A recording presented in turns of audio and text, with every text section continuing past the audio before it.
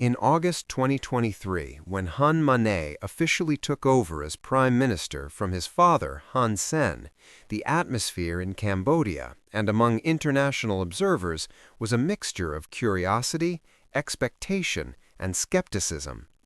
A political era that had lasted nearly 4 decades came to a close, giving way to a successor educated in the West, trained at West Point, and holding a doctorate in economics from the United Kingdom.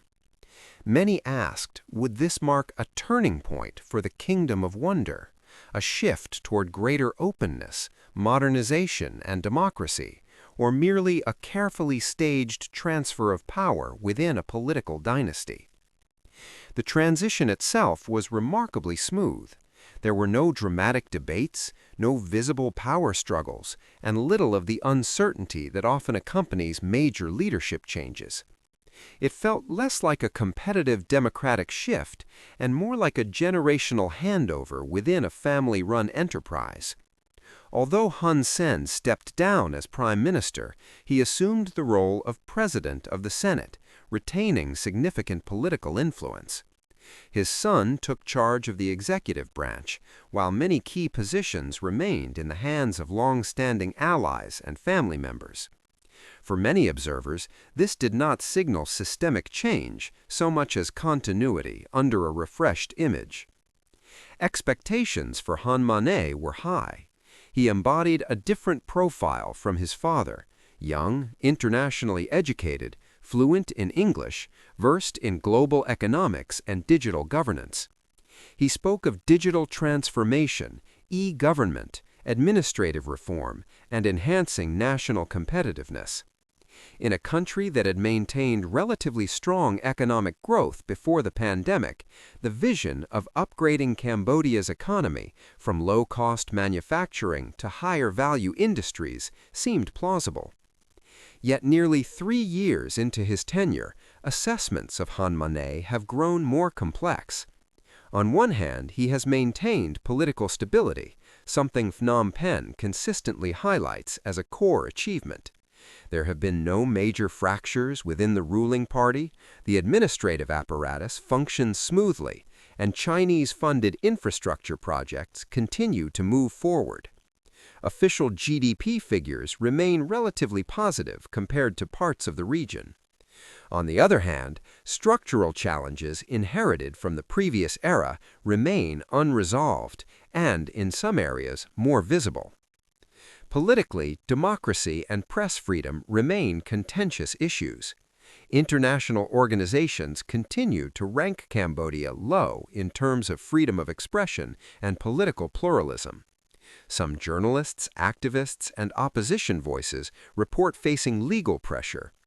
The government maintains that such measures are necessary to protect national security and social order in an age of rampant misinformation. Critics, however, argue that the line between safeguarding stability and restricting dissent remains thin. In the era of social media, even a single Facebook post can become politically sensitive, contributing to a climate of caution in public discourse.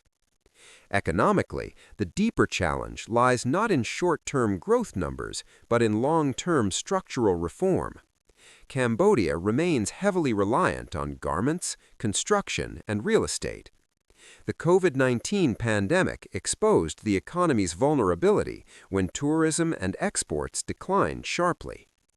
While the ambition to transition toward a digital economy is genuine, a troubling parallel reality has drawn attention: the proliferation of online scam networks and cybercrime operations operating within Cambodian territory, particularly in certain coastal economic zones. The Hun Manet government has announced multiple crackdowns on illegal gambling and online fraud, yet international media reports and human rights organizations suggest the problem has not been fully eradicated. This raises difficult questions. Is enforcement capacity sufficient, or do overlapping economic and political interests complicate decisive action? For a government seeking to project a modern, reform-oriented image, this represents a serious credibility test. In a globalized economy, national reputation directly affects foreign investment and trade partnerships. Foreign policy has posed another test, particularly in relations to neighboring countries. Cambodia has long maintained close ties with China, receiving substantial funding for infrastructure projects, highways, airports, ports, and special economic zones. The Funan Techo Canal project has been promoted as a symbol of strategic autonomy, allowing Cambodia more direct maritime access and reducing reliance on Mekong routes through Vietnam. With an estimated multi-billion-dollar price tag, it was presented as a flagship initiative of the new administration. By 2025, however, the project faced financial and implementation challenges. As Chinese financing tightened amid broader economic headwinds, concerns emerged regarding feasibility and debt sustainability. For communities along the proposed canal route, delays were not abstract policy issues, but matters of livelihood and compensation. Large infrastructure projects can become engines of development, but they can also turn into burdens if financial planning and governance lack transparency. Tensions with Thailand in 2025 over a border dispute added another layer of complexity. Nationalist sentiment flared online, placing political pressure on both governments. Although the situation did not escalate into full-scale war, it highlighted the fragile security environment in the region. For Hun Manet, the balancing act was delicate, appearing firm enough to satisfy domestic audiences while avoiding escalation beyond control. Ultimately, Phnom Penh sought diplomatic channels and external mediation to de-escalate tensions, underscoring the limits of hard power and the necessity of pragmatic diplomacy. Supporters of Hun Manet argue that he governs in a difficult global context: economic slowdown, intensifying U.S.-China rivalry, external pressure on human rights, and high domestic expectations. They contend that maintaining relative stability and acceptable growth levels is itself an achievement. Compared to Cambodia's history of civil conflict, today's Cambodia is peaceful, infrastructure has improved, and a modest middle class is emerging. Critics counter that this stability comes at the cost of limited political space, increasing financial dependence on China, and the risk of becoming trapped in the middle-income ceiling. They question whether meaningful reform is possible without deeper institutional change. If power remains concentrated within a tight network of family and loyalists, what incentives exist for structural transformation? Hun Manet faces a paradox. He possesses the advantages of youth, international education, and a modern image, but he is also constrained by the political legacy of his father and the entrenched power networks built over decades. Reform too aggressively, and he risks unsettling the domestic coalition that underpins his authority. Reform too cautiously, and he risks being seen as a mere continuation of the old order. Cambodia's future, therefore, is neither predetermined nor hopeless, but neither is it guaranteed to be bright.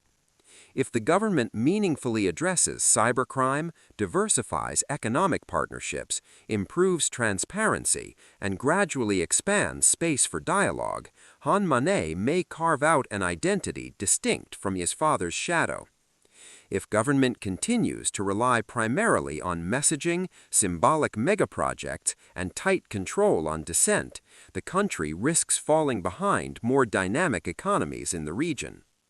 Southeast Asian history offers examples of nations once underestimated that rose through institutional reform and strategic integration into global markets. Cambodia is not without potential: a young population, a strategic geographic position, rich cultural and tourism assets. The question lies in governance and how the benefits of development are distributed. Ultimately, the central issue is not whether Hun Manet is competent or incompetent, but whether he has the political courage to reshape the system he inherited. Leading a nation is not the same as managing a family enterprise. It demands balancing authority with accountability, stability with innovation. Cambodia now sails through uncertain geopolitical waters shaped by great power competition and economic volatility. Its course will depend not solely on one individual, but on institutions, civic engagement, and the discernment of its people. For now, however, the spotlight remains on Hun Manet, the man entrusted with a historic opportunity to prove that he is not merely an heir, but a leader in his own right. Thank you for watching this story. If you found it meaningful, please subscribe, turn on notifications, and share this video. And now it's time to say goodbye. Thank you for staying with Societal Stories.